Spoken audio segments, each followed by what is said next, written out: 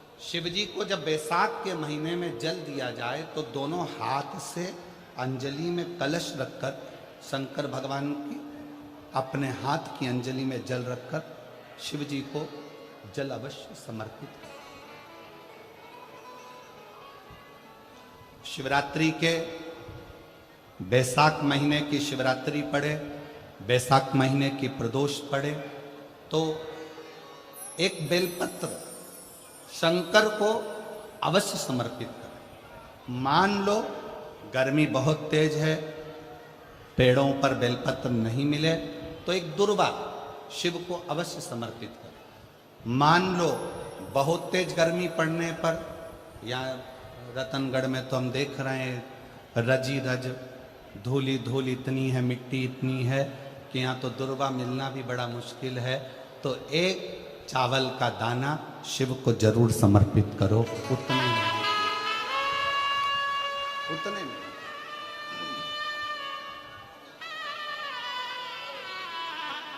और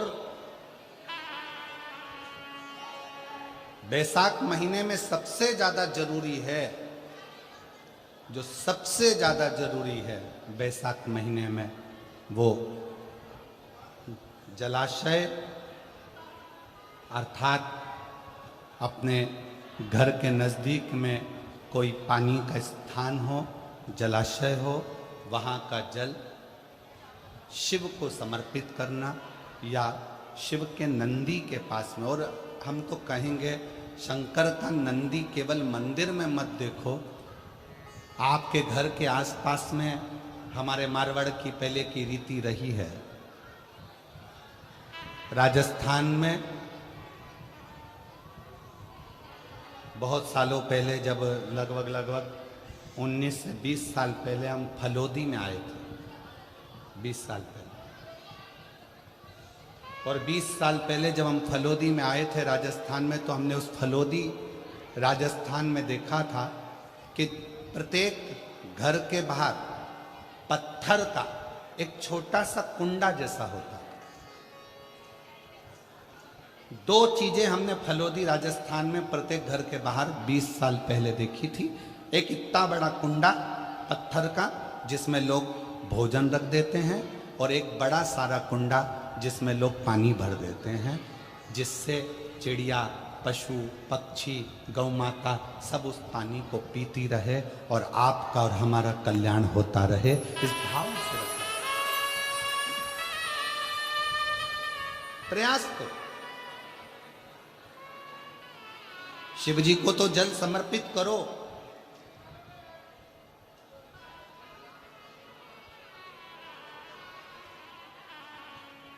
साथ में कोई जीव का भी अगर कल्याण हो जाए आपके एक लोटा जल से, तो उसको भी जल दीजिए, उसको भी।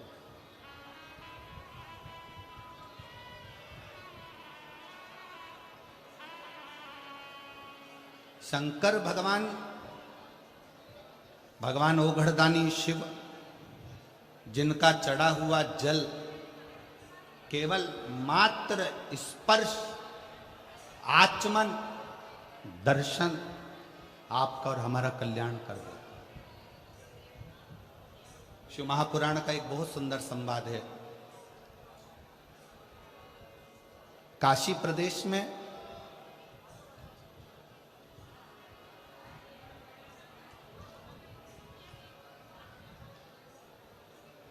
एक संवाद बड़ा सुंदर आता है महाराज।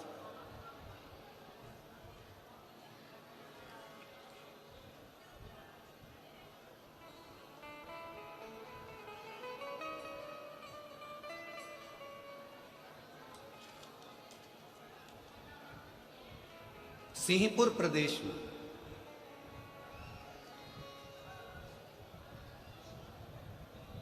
एक महाव्रती ब्राह्मण रहता था।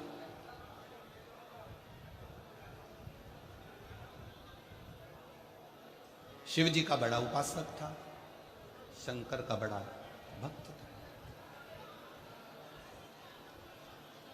महाव्रती ब्राह्मण का कर्तव्य, सबसे बड़ा कर्तव्य उस महाव्रती ब्राह्मण का था कि शंकर के मंदिर में जाकर झाड़ू लगाना, पोछा लगाना, दीप लगाना, शिवलिंग को श्रृंगारित कर देना, स्नान करा देना, पूजन कर लेना और शंकर की भक्ति को धारण करना। पंचाक्षर मंत्र का जाप, षडाक्षर मंत्र का जाप।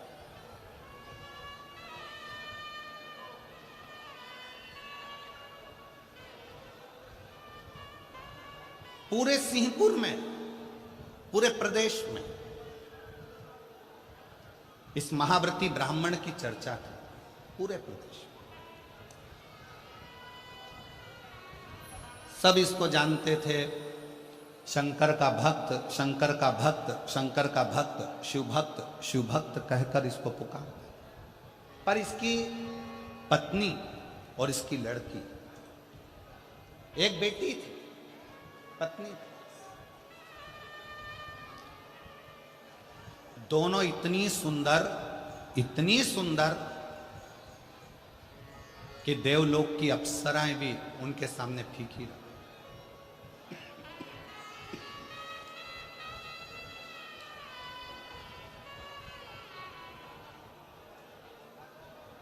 और शिव महापुराण की कथा एक बात बहुत अच्छे से कहती है, शरीर की सुंदरता से ज्यादा जरूरत है मन की सुंदरता की। मन की, तुम्हारा अच्छा शरीर देखकर भगवान कभी प्रसन्न नहीं होते, तुम्हारे अच्छे वस्त्र देखकर भगवान कभी प्रसन्न नहीं होते। तभी तुम्हारे शरीर पर आभूषण है, रतन है, सोना है, चांदी है, हीरा है, पन्ना है, उसको देखकर मेरा भगवान कभी प्रसन्न नहीं होता।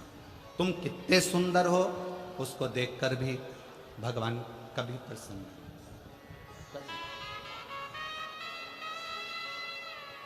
ईश्वर कब प्रसन्न होता है?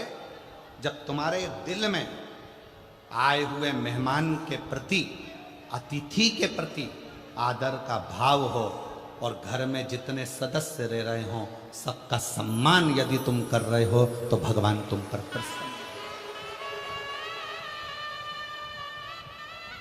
अब सुंदर तो तुम बहुत, और नी भी सुंदर होगे तो ब्यूटी पार्लर जाके हो जाओगे। सुंदर तो तुम बहुत,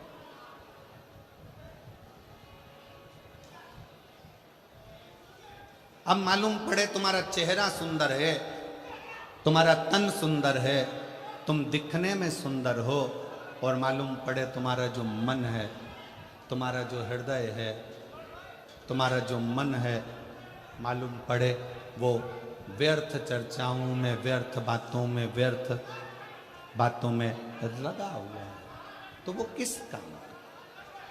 उसकी मूलता क्या है? वो किस काम का? इसलिए शिव महापुराण की कथा ने एक बहुत सुंदर बात कही, शंभु शरण मांगू दुख काटो, दया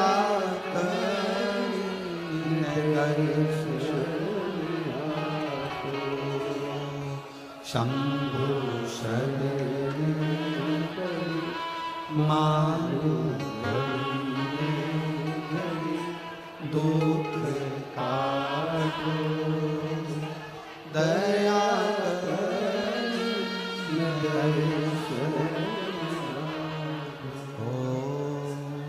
श्री शिवाय नमस्तुभ्यं,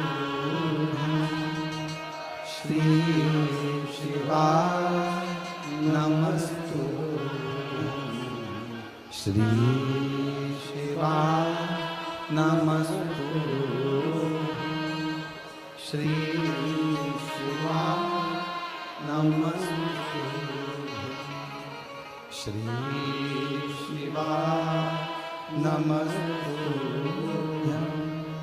श्री शिवाय नमस्तुभ्यं, श्री शिवाय।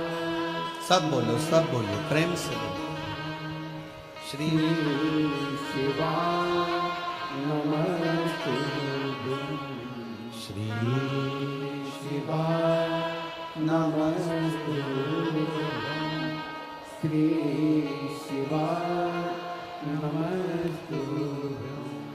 श्री शिवाय नमस्ते श्री शिवाय नमस्ते श्री शिवाय नमस्ते श्री शिवाय नमस्ते श्री शिवाय नमस्ते श्री शिवाय नमस्ते। वो सुंदरता किसी काम की नहीं जिस सुंदरता में भगवान की भक्ति ना हो, ईश्वर की भक्ति ना हो।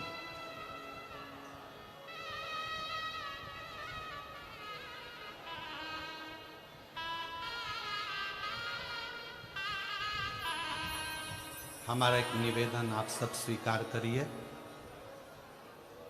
करबद्ध निवेदन करेंगे। अगर आगे बैठने की इतनी लालसा यदि आप लोगों को रहती है तो जैसे सब लोग सवेरे 9 बजे आकर बैठते हैं ऐसे आकर बैठोगे तो समय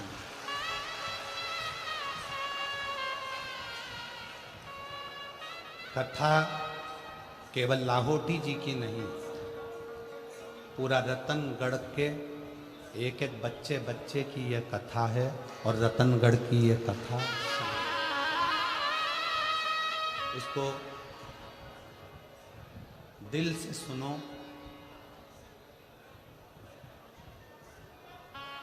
हमारे शरीर में 2 दिन से बुखार है और 2 दिन से गले में इन्फेक्शन है।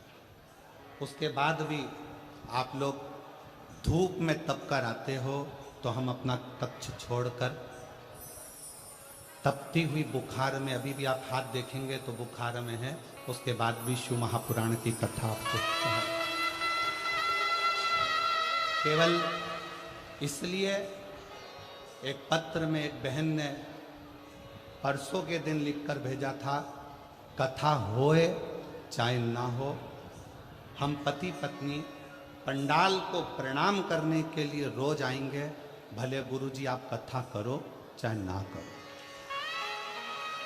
केवल आपके विश्वास के बल पर यह कथा कहने के लिए हम भी वहां से यहां तक आते, और आप दिल से सुनोगे तो यह कथा केवल प्रदीप मिश्रा नहीं बाच रहा है, इस कथा को स्वयं देवादिदेव महादेव आकर बाच रहे। हृदय से दिल से श्रवण करो।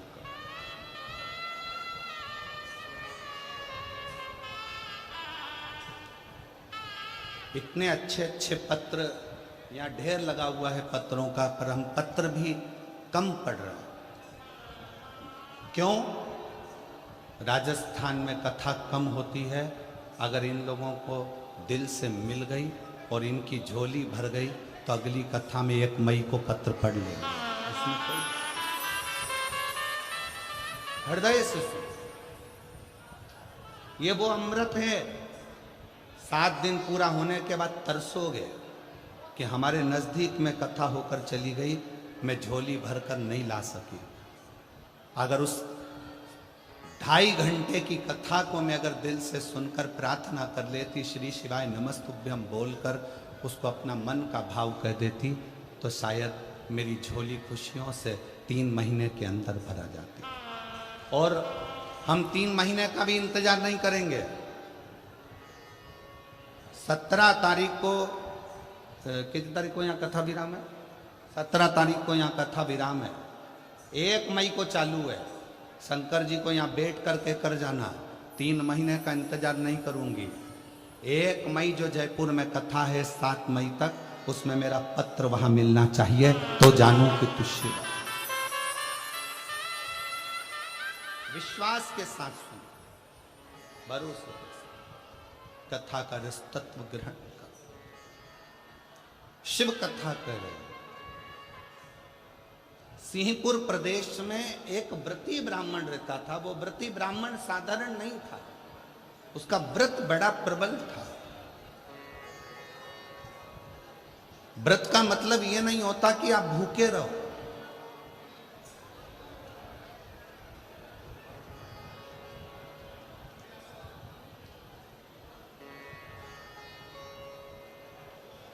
भाई श्री हनुमान प्रसाद जी पोद्धर जी ने अपनी वाणी में कल्याण के शिव अंक में, अगर बन सके तो आप पढ़िएगा, कल्याण के शिव अंक में भाई श्री ने एक लाइन लिखी है। भाई श्री ने अपनी वाणी में लिखा कि भगवान को पाने के लिए अगर तुम अपने दिल से एक बार अगर मुख से कह दोगे कि हे प्रभु मैं तुम्हारा हूं और तुम मेरे हो, बस ये बात अगर दिल से कह दी तो परमात्मा भी तुम्हारा हो जाता है और तुम परमात्मा के हो जाते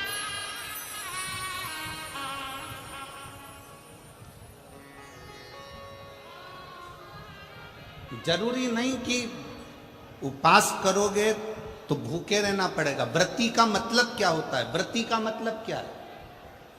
एक सिंहपुर प्रदेश में एक व्रती ब्राह्मण रहता था। व्रती ब्राह्मण का मतलब यह है कि वो कुछ खाए पीने से या उपास रखने से, साबूदाना खाने से, मोरधन खाने से, चिप्स खाने से, वेपर्स खाने से, पपीता खाने से, सेवफल या केला खाने से व्रत नहीं होता।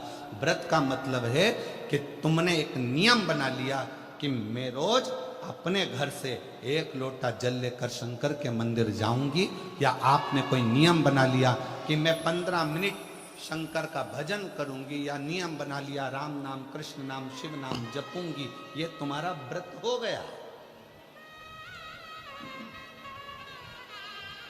तुम व्रती हो गए। ये व्रत तुमने धारण कर लिया।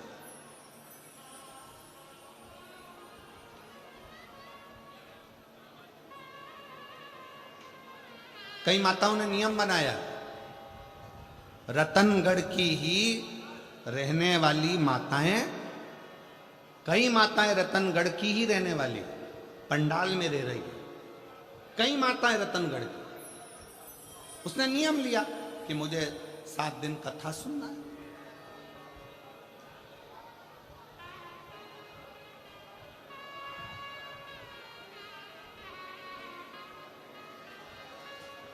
उसका नियम व्रती है। व्रत करने का मतलब यह नहीं है कि तुमने उपास करा, कुछ खाया पीना छोड़ दिया, कुछ खाना पीना छोड़ दिया तो भगवान तुमसे प्रसन्न हो जाएगा। शिव महापुराण की कथा कहती है, शंकर भगवान की कथा कहती है, यहाँ शिव पुराण कहती है कि आपका एक व्रत, कुछ भी अपनी जिंदगी में एक संकल्प, एक नियम ले लो, शिव पूरा कर देगा। व्रती हो गया। एक ब्राह्मण रहता था, बड़ा व्रती था, महा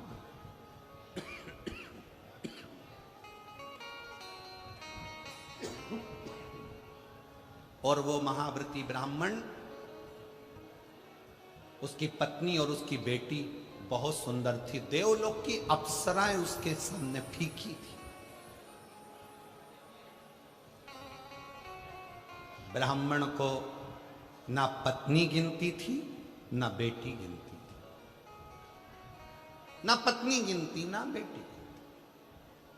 खूब अपशब्द कहते, पत्नी ताना दे देती, आड़ा टेढ़ा बोल देती, अपशब्द कह देती। शिव महापुराण की कथा कहती है, तुम्हारे बच्चे घर में जन्म ले लेना, बच्चों का जन्म आपके घर में हो गया ना, तो पति से निवेदन है पत्नी को गाली देकर बात ना करे, और पत्नी से निवेदन है पति को अपशब्द कहकर बात ना करे, नहीं तो आपका बुढ़ापा बिगड़ेगा जरूर। बुढ़ापा जरूर बिगड़ेगा। कारण क्या है?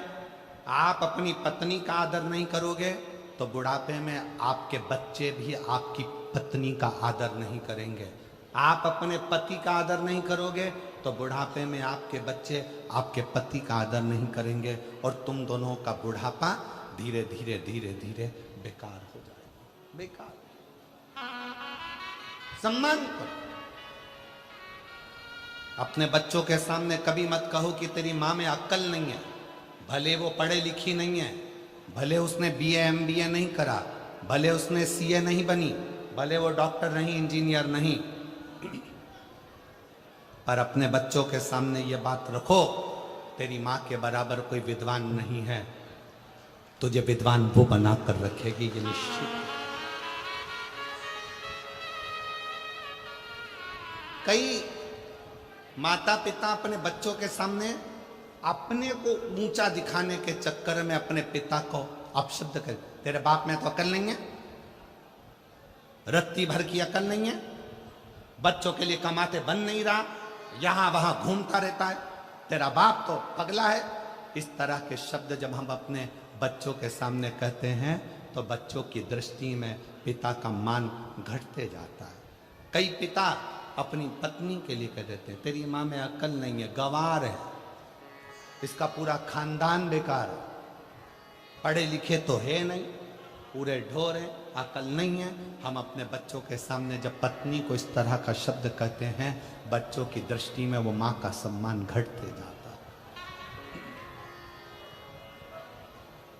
सिंहपुर प्रदेश के महाव्रती ब्राह्मण की पत्नी ने अपनी लड़की के सामने अपने पति का अपमान करना प्रारंभ करा, तो लड़की जैसे जैसे बड़ी होती चली गई वो पिता का अपमान करना सीख गई। पत्नी भी सुंदर थी, बेटी भी सुंदर थी। पिता ब्राह्मण ने विचार करा, मेरी बेटी बड़ी हो गई है, इसका विवाह कर देना चाहिए। बहुत अपशब्द कहती है, कम से कम माँ के चक्कर में ना रहकर विवाह होकर जाएगा तो ससुराल में थोड़ा सा आदर कर लेगी, थोड़ी संवर जाएगी। बेटी के लिए वर देखा, लड़का मिल गया, शादी कर दी। शादी करने के बाद मां से जो सीख कर गई थी, समझ गए क्या तुम लोग, रतनगढ़ वालों समझ गए? जो मां से सीख कर गई थी, मां अपने पति का आदर नहीं करती थी, तो ये विवाह करने के बाद अपने पति का आदर नहीं करती है, सीख कर गई।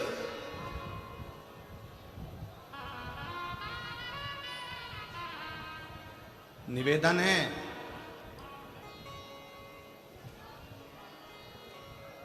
पहले के जमाने में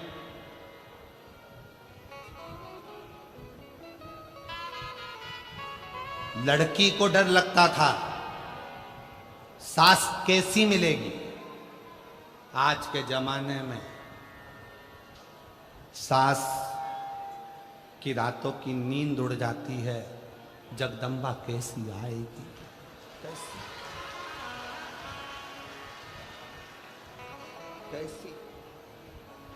क्यों? पहले के जमाने में 4 लड़के रहते थे तो चिंता नहीं रहती थी। आज के जमाने में ले दे के एक तो बेटा और उसी की धर्म पत्नी आना है, और वो भी लड़ झगड़ के अपने ही रतनगढ़ में अपने से ही अलग होकर दूसरी जगह जाकर रहेगी। लोग क्या कहें? सोचना पड़ता, 50 बार विचार करना पड़ता।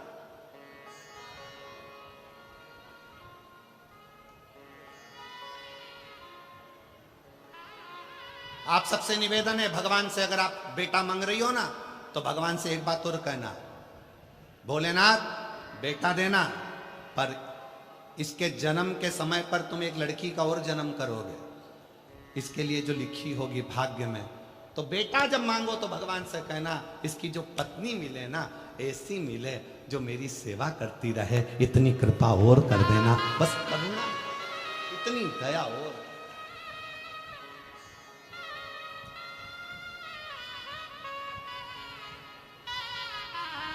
ऐसी मत भेज देना जो 24 घंटे साड़ी में तो पिन लगाए, ब्यूटी पार्लर से आए और दिमाग हमारा खाए। ऐसी मत भेज दे, ऐसी नहीं चाहिए।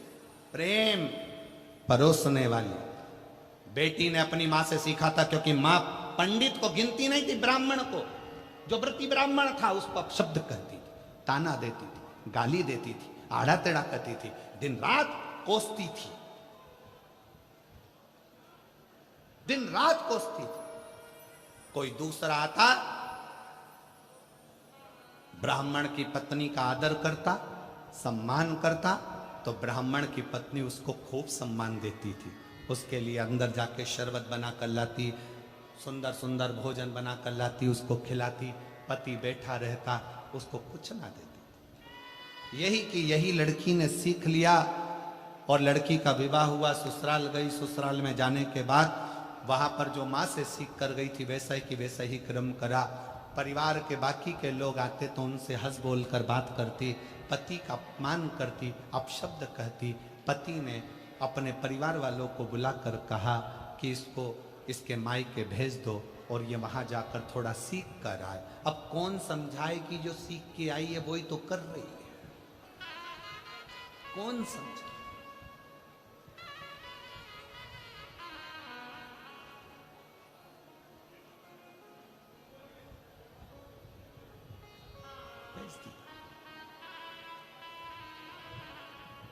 अब लड़की और लड़की की माँ दोनों मिली। पिताजी ने अपनी बेटी को बिठाकर समझाया, बेटा ससुराल में सबका आदर करना सीख, सम्मान करना सीख। इतने में माँ जूड़ा बांधती बांधती आई और आकर बोली, ये अपना ज्ञान अपने पास रखो। आज तो मेरी बेटी से कह दिया, आगे से कुछ कहने की जरूरत नहीं है। ब्राह्मण ने कहा, ये जितनी तुम्हारी बेटी है उतनी मेरी भी बेटी है। मेरा फर्ज बनता है अपनी बेटी को उपदेश देना। शिव महापुराण का ये चरित्र, सिंहपुर प्रदेश के ब्राह्मण का ये चरित्र हमें बता रहा। इतना मेरा भी फर्ज बनता है कि मैं इसको समझाऊं। अपना ज्ञान अपने पास रखो, अपनी विद्वत्ता अपने पास रखो। मंदिर में घंटी बजाना और शंकर जी को एक लोटा जल चढ़ाना, इसके सिवा तुम्हारे पास कुछ नहीं रखा है। व्यर्थ की बात करते हो। मेरी बेटी ससुराल में जो करना चाहे वो करेगी। ससुराल वाले रखें चाहे ना रखें। माँ ने पत्र लिखकर भेज दिया, मेरी बेटी तो जैसी रही है वैसी रहेगी। ससुराल वालों ने हाथ जोड़कर लिखकर भेज दिया, आपकी बेटी आपके पास रखिए, हम भगवान का भजन करने वाले हैं। इतने में पिताजी ने हाथ पैर जोड़े तो माँ ने कहा कि अगर तुम उन ससुराल वालों के हाथ पैर जोड़ने गए तो हम यहाँ नहीं रहेंगे। और माँ और बेटी ने अपना दोनों का बैग उठाया, दोनों का सामान लिया और एक उसी नगर में दूसरे स्थान पर जाकर अपना झोपड़ा बनाकर अपना नगर बसा लिया। झोपड़े में रहती थी। अब धीरे धीरे दोनों माँ बेटी ने एक कार्य चालू कर दिया कि माँ भी सुंदर थी और बेटी भी सुंदर थी, तो पर पुरुष पर दृष्टि दे,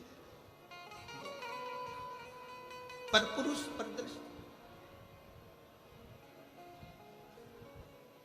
अब इनकी सुंदरता देखकर, माँ की सुंदरता देखकर पुरुष आ जाते, बेटी की सुंदरता देखकर, उनकी युवान अवस्था देखकर पुरुष आ जाते। छोटा सा झोपड़ा था, धीरे धीरे महल बनता गया, महल बनता गया, खूब अच्छा राशि ठाठ हो गया। ब्राह्मण वही शंकर के मंदिर जाना, झाड़ू लगाना, पोछा लगाना, प्रणाम करना, वही क्या करो।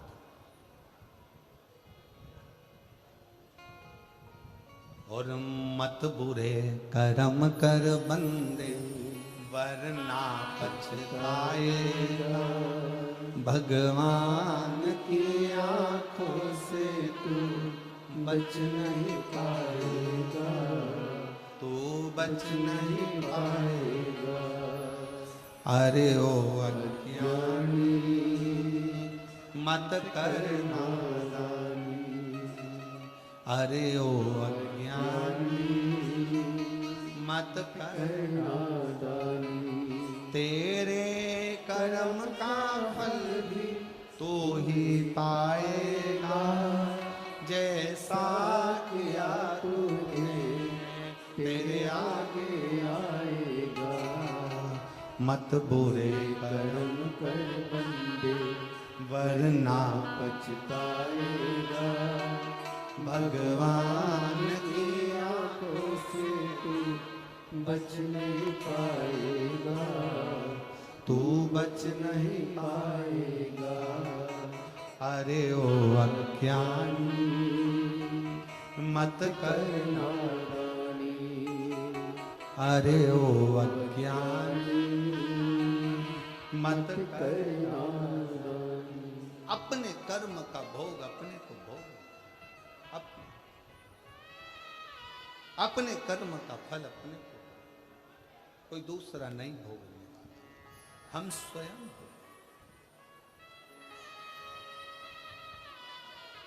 आपके ही रतनगढ़ के श्याम बाबा के भक्त श्याम बाबा की कथा कहने के लिए निरंतर तल्लीन रहने वाले श्री भाई मनुश्री जी यहाँ पधारे हैं। एक बार जोरदार ताली बजाकर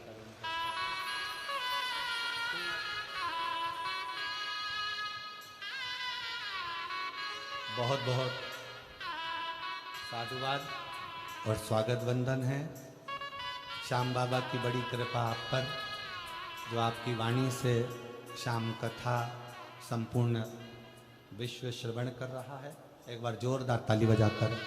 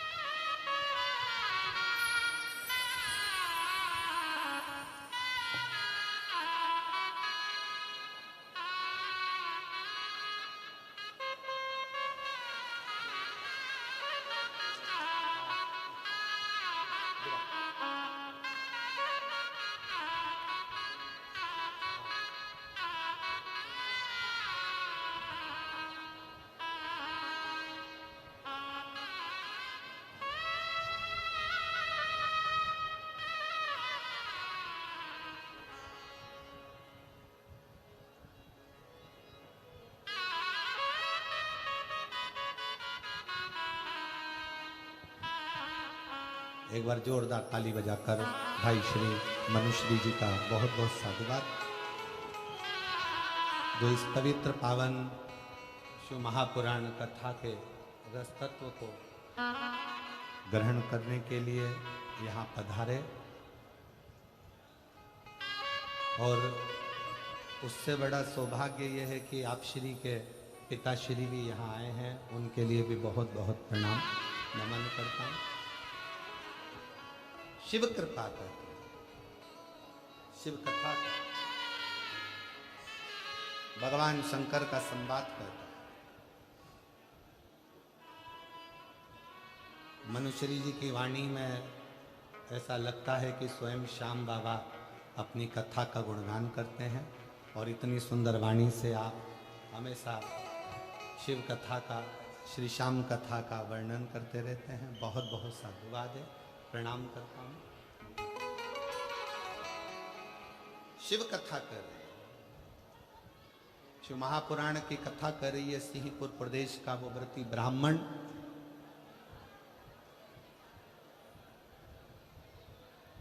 पत्नी और बेटी ने, दोनों ने गलत कृत्य प्रारंभ कर दिया, गलत कृत्य।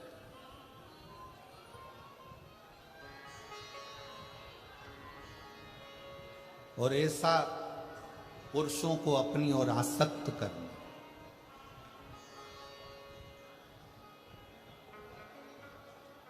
पुरुषों को अपनी ओर लेकर आना, ये उनका एक क्रम बन गया।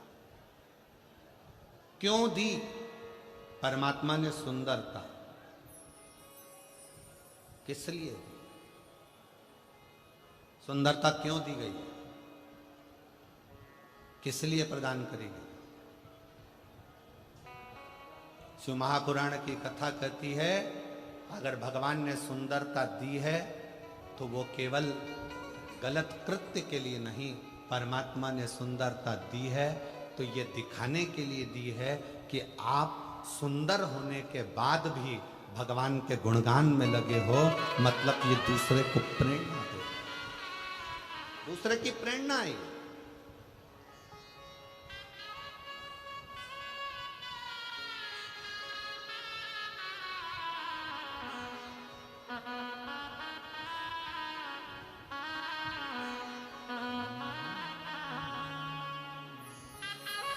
शिव की शरण में आजा ओ शिव की शरण में आजा, बाबा की शरण में एक बार आजा आजा भोले की शरण ओ एक बार आजा आजा भोले की शरण में।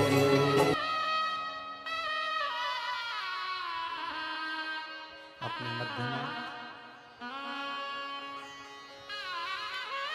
वृंदावन से पुराण मनीषी 18 पुराण का जिन्होंने कंठस्थ स्मरण किया है, ऐसे राष्ट्र को नई दिशा देने वाले परम पूज्य संत शिरोमणि श्री कौशिक जी महाराज यहाँ पधारे हैं। एक बार जोरदार ताली बजाकर उनका स्वागत वंदन।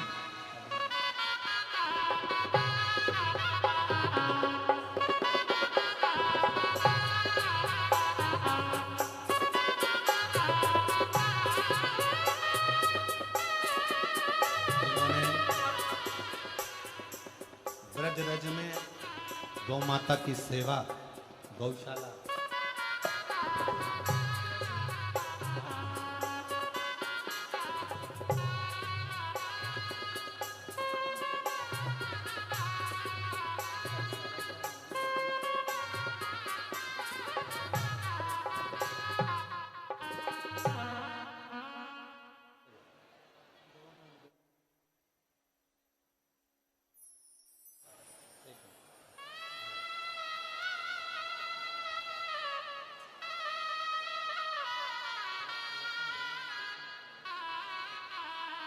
एक बार जोरदार ताली बजाकर परम पूज्य श्री कौशिक जी महाराज जी का जोरदार ताली वंदन कर स्वागत।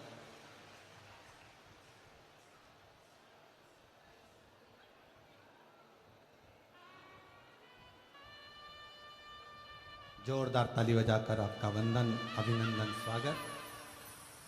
जिन्होंने छोटे से निमंत्रण पर स्वीकृति दी और आज राष्ट्र के संतों का दर्शन इस व्यासपीठ के माध्यम से नजदीक में हो रहा है। भाई श्री मनुश्री जी भी परम पूज्य संत शिरोमणि श्री कौशिक जी का स्वागत कर रहे हैं और उनका स्नेह प्राप्त कर रहे हैं।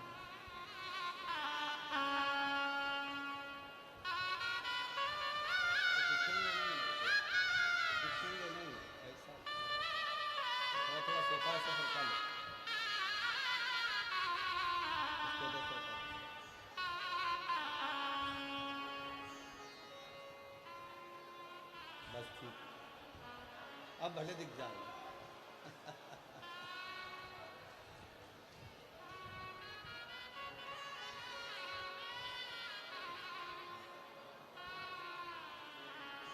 बड़े भाग्य हैं रतनगढ़ के, क्योंकि भाई श्री हनुमान प्रसाद जी पोद्दार जी की यह पवित्र भूमि है, जन्मस्थली है। ऐसी भाई श्री हनुमान प्रसाद जी पोद्दार जी की इस भूमि पर इतने संतों का आगमन होना और दर्शन होना, ये रतनगढ़ वालों का सौभाग्य है। बहुत बहुत साधुवाद। हृदय से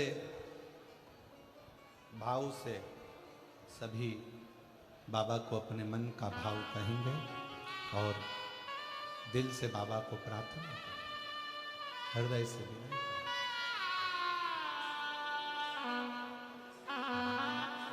जिसको आता है साथ में बोलिएगा।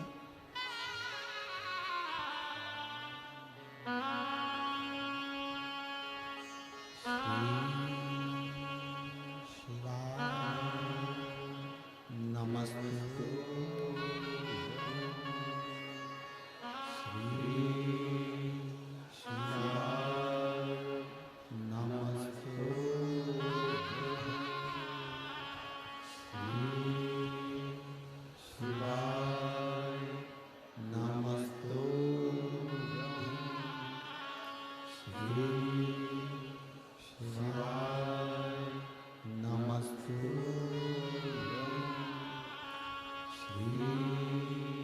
शिवाय नमस्तुभ्यं।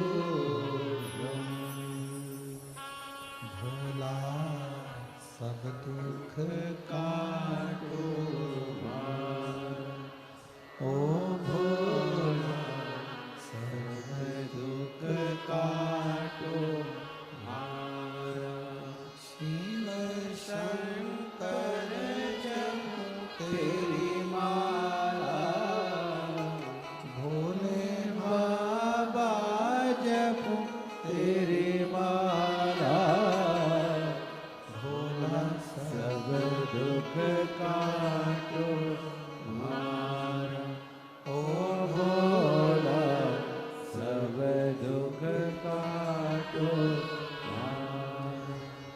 देश है मंगल मंगलकारी देश है मंगल मंगलकारी शमशान वासी हमारा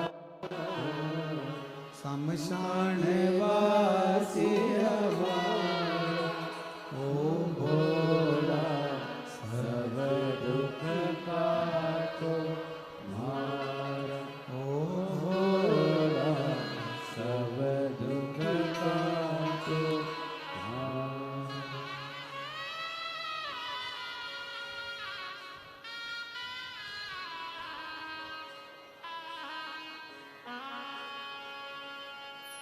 भगवान देवाधिदेव महादेव की कथा कर रहे, शिव कथा वर्णन कर रहे। एक छोटा सा संवाद पूरा होकर फिर संतों की वाणी का रसतत्व अपन ग्रहण करेंगे।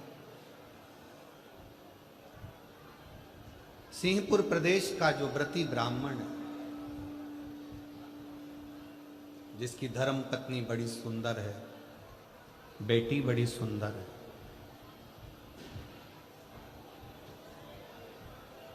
बेटी ने पति का घर छोड़ दिया है। माँ बेटी दोनों एक झोपड़ा बनाकर रहती थीं, पर पुरुषों का स्मरण उनकी चित्तवृत्ति में रहता, पर पुरुषों। और अब धीरे धीरे वो झोपड़ा झोपड़ा नहीं रहा, महल बनता गया। कारण पर पुरुषों को अपनी ओर आसक्त करना, अपने भवन में बुलाना,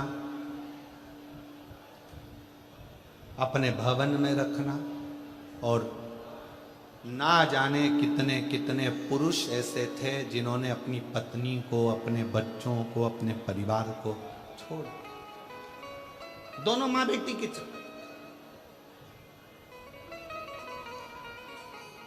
अब ईमानदारी से बोलो, ऐसी सुंदरता किसी काम की है क्या? जम के बोलो जरा, है किसी काम की?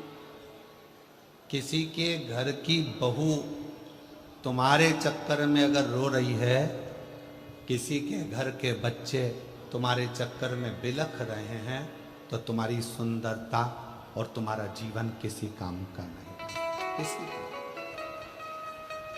हिम्मत बुरे कर्म कर बंदे, वरना पछताएगा, भगवान की आंखों से तू बच नहीं पाएगा, तू बच नहीं पाएगा। अरे ओ अज्ञानी मत कर,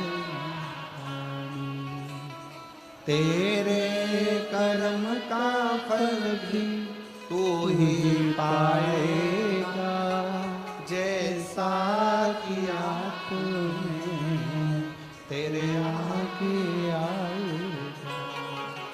मत बुरे कर्म कर बंदे, वरना पछताएगा, भगवान की आंखों से तू बच नहीं पाएगा, तू बच नहीं पाएगा।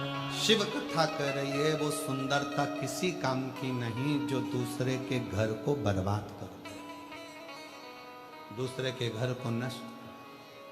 क्या करना फिर उस सुंदरता का? समय आया, पत्नी और बेटी दोनों एक बार निकल कर कहीं जा रहे थे। किसी एक राजघराने से दोनों की सुंदरता को देखने के लिए राजा ने उनको बुलाया। ब्राह्मण अपने कर्म में लगा हुआ है, ब्राह्मण अपना कर्म कर बुलाया।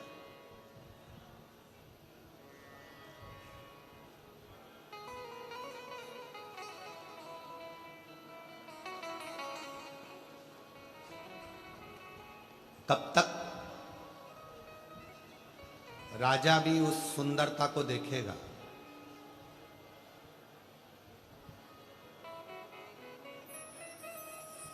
अगर परमात्मा ने तुमको बहुत सुंदर शरीर दिया है ना, उस सुंदर शरीर का सबसे बड़ा प्रयोग है भगवान का भजन करना, भगवान का स्मरण करना और भगवत नाम का जाप।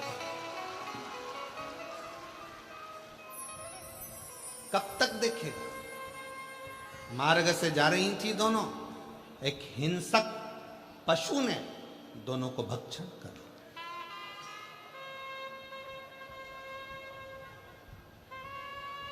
दोनों के अब सामने हिंसक पशु खड़ा था। इनको लगा कि मेरी सुंदरता के अगर पशु भी मेरे अधीन होगा।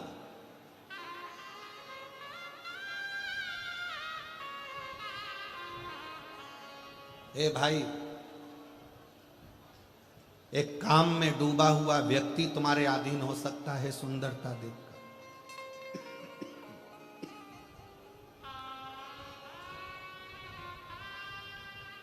पर पशु तुम्हारी सुंदरता के अधीन नहीं हो सकता।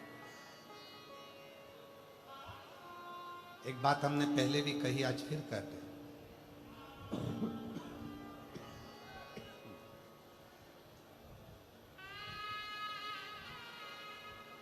तुम कितनी भी अंग्रेजी पढ़ लो,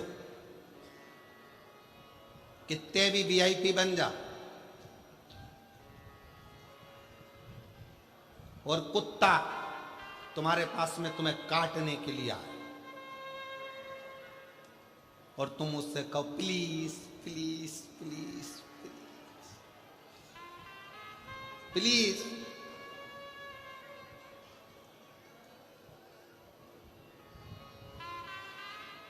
मुझे टच मत कर, प्लीज प्लीज, तुम्हारी अंग्रेजी कितनी भी झाड़ो, कुत्ता के संपट पड़ेगी? कुत्ता के समझ में आएगी? कुत्ता को तुम कितनी भी अंग्रेजी बोलो वो नहीं समझ सकता, पर कुत्ता के लिए तुम्हें हिंदी की एक भाषा का प्रयोग करना पड़ेगा। हाँ!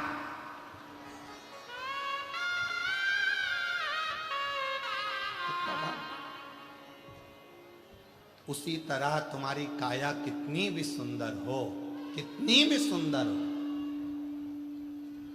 एक कामी व्यक्ति पर तुम्हारी काया का असर हो सकता है, एक लोभी पर तुम्हारी काया का असर हो सकता है, पर तुम्हारी सुंदर काया का असर किसी विरक्त संत पर कभी नहीं हो सकता है। कभी विरक्त पर किस काम की वो का है? सोच लिया, विचार करा कि दोनों जा रही थी, सामने से हिंसक पशु आया। इनने सोचा अपनी सुंदरता पर जब राजा रीझ सकता है, प्रजा रीझ सकती है, पशु क्या चीज है? पशु ने इनको खा लिया, दोनों मर गए। ऊपर जाए, जमीन पर आए, कुतिया की योनि पाई दोनों ने।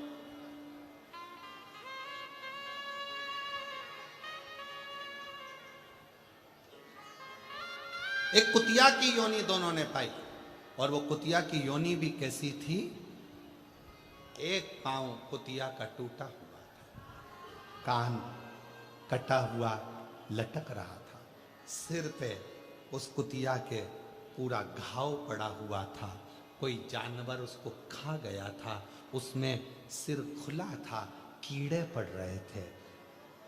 दोनों माँ बेटी ने जो कुतिया की योनि पाई, दोनों शरीर से सड़ रहे थे दोनों। अब एक जन्म में तो तुम्हारी सुंदरता काम आ गई, अब अगला जन्म क्या बीत रहा। कभी कभी आप भी अगर मार्केट में जा रहे हो और तुमको अगर ऐसा कुत्ता नजर आता है, पाँव टूट गया, सिर पे घाव हो रहा है, शरीर जला हुआ है, शरीर पर इल्ली पड़ रही है, तड़फ रहा है, दिख रहा है, आप उसको पानी पिला दोगे, औषधि करा दोगे, सब कुछ करा दोगे, पर उसके कर्म का दंड तो उसको होगा। कुतिया का जन्म मिल गया दोनों को, दोनों आपस में मिलती, रोती, अपने आप को कोसती। इसके जो घाव थे, माँ के सिर पर जो घाव लगे थे, वो बेटी चाट कर उसको ठंडक देती, और बेटी के शरीर पर जो घाव थे वो माँ चाट कर ठंडक देती। और कुतिया भी बनी तो कहाँ, उसी नगर में, उसी गांव में, जिस गांव में वो महाव्रती ब्राह्मण रहता था।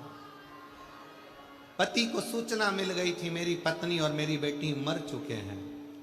पति का नियम था शिव के मंदिर से जाना, शंकर को जल चढ़ाना, शिव का जल अपने पात्र में झेलना और झेल कर लेकर चल। आज शंकर का झेला हुआ जल, शिव का चढ़ा हुआ जल वो व्रती ब्राह्मण लेकर जा रहा था। सामने ठोकर लग गई, गिर गया, जल पूरा जमीन पर गिर गया। ये दोनों माँ बेटी वहाँ से निकल रही थी, दोनों को प्यास लग रही थी। प्यास लगते से ही उन्होंने उस जल पर झपकी, और जल को झपक कर जैसे ही चाटना प्रारंभ करा, चाटते से ही कुछ ही दिनों में प्राण छूट गए और शंकर के धाम में पहुंच गए, शिव धाम में। शंकर पे चढ़ा जल कोई साधारण जल नहीं है। एक बच्चे का एक फोटो लगाया गया है, मोनिका सैनी, जिला चुरू गांव, राजलदेश्वर, वार्ड नंबर 32 में रहती हैं। पति का नाम सुरेंद्र सैनी है। कहीं बैठे हों तो हाथ हिला सकते हैं और बेलपत्र लेने के लिए आ सकते हैं। पहले बच्चे का फोटो देखिए, पहले नंबर का। बच्चे के शरीर पर, आंख के पास, शरीर में गठाने आ गई थी। पहला फोटो एलईडी पर आप लोग देख रहे होंगे, आस्था चैनल पर देख रहे हैं। बच्चे की आंख के पास गठान आ गई, शरीर में गठाने आ गई। डॉक्टर को दिखाया, 6 महीने की दवाई ली, फिर भी उसको कोई आराम नहीं मिला। धीरे धीरे वो गठान बढ़ती चली गई। डॉक्टरों ने ऑपरेशन का कह दिया। ऑपरेशन होने का बोला, मन में आया इतने छोटे से बच्चे का कैसे ऑपरेशन कराएं। तब परिवार के एक व्यक्ति ने कहा कि मंदिर जाया करो और शिवजी पे जल चढ़ाया करो। मंदिर जाकर उसका जल लाकर बच्चे के शरीर पर लगाना प्रारंभ करा, और दवाइयां भी डॉक्टर को शिव मानकर देना प्रारंभ करी। कुंदकेश्वर महादेव का नाम लेकर दवाई खिलाते, शरीर पर वो जल लगाते। डॉक्टर ने फिर वापस रिपोर्ट देखकर कहा इसका ऑपरेशन करा लो, गठान बढ़ रही है। पर शिव पर भरोसा प्रबल था, और बाबा की ऐसी कृपा हुई कि धीरे धीरे करते करते, जल लगाते लगाते वो गठान पूरी गल ही गई और ऑपरेशन की जरूरत नहीं पड़ी। दूसरा फोटो उस बच्चे का जिसमें उसके गठान गल चुकी है। पहले फोटो में गठान है, दूसरे फोटो में गठान गल चुकी। अगर कहीं बच्चा बैठा हो और उसके आए हों माता पिता, तो बच्चे को ला सकते। शिव तत्व किसको कहते हैं? शंकर की भक्ति किसको कहते हैं? शिव पे चढ़ा हुआ जल साधारण नहीं होता, शंकर पर चढ़ी हुई बेलपत्र साधारण नहीं होती। पूज्य संत शिरोमणि श्री कौशिक जी महाराज जी बैठे हैं, जिन्होंने अपनी वाणी में बेलपत्र की महत्वता, शमी पत्र की महत्वता, शमी के वृक्ष की महत्वता, साथ में श्री शिवाय नमस्तुभ्यम की महत्वता अपनी वाणी में निरंतर कही, निरंतर।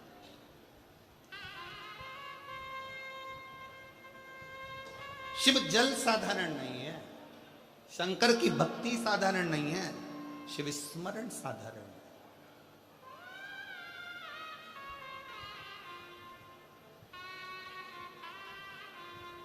कितना फल है जल का।